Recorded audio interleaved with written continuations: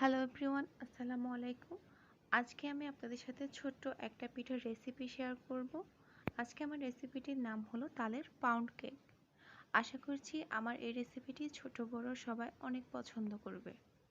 এই পিঠাটি বানানোর জন্য প্রথমে আপনাকে নিতে হবে 2 টেবিল চামচ পরিমাণ তালের ঘন পিউরি, একটি ডিম, 1 কাপ পরিমাণ চালের গুঁড়ো, 1/4 কাপ পরিমাণ আটা, 1 চা চামচ বেকিং পাউডার, 1 চিমটি বেকিং সোডা, 1 টেবিল চামচ গুঁড়ো দুধ, হাফ কাপ লিকুইড দুধ আর প্রয়োজন মতো চিনি।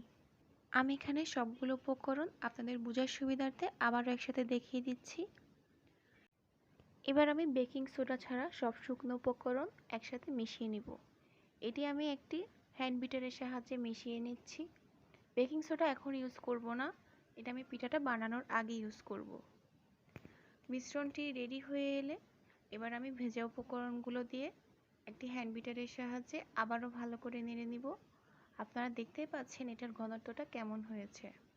এটা বেশি পাতলা করা যাবে না, তাহলে কেকটা ভালো মতো বেক হবে না। এবার এই মিশ্রণটিকে আমি রেখে দিব 5 ঘন্টা। 5 ঘন্টা পর আমি একটি মোল্ডে ভালো করে অয়েল ব্রাশ করে নিয়েছি। এটা চাইলে ঘি ব্রাশও করতে পারেন, তবে এটা আপনাদের ইচ্ছা। তারপর মিশ্রণটি ঢেলে আমি এখানে দিয়ে দিচ্ছি কয়েকটি কিশমিশ। আপনারা চাইলে নারিকেলও ইউজ করতে পারেন, তবে এটা আপনাদের ইচ্ছা। তারপর এটা আমি চুলায় বেক করব 35 মিনিট।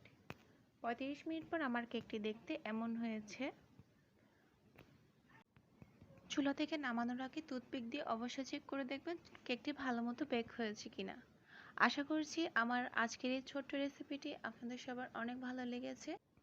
বাসায় তালের রস থাকলে এই কেকটা অবশ্যই ট্রাই করবেন আর কমেন্ট বক্সে জানাবেন কেকটা খেতে কেমন হয়েছে। ভালো থাকবেন, সুস্থ থাকবেন। আল্লাহ হাফেজ।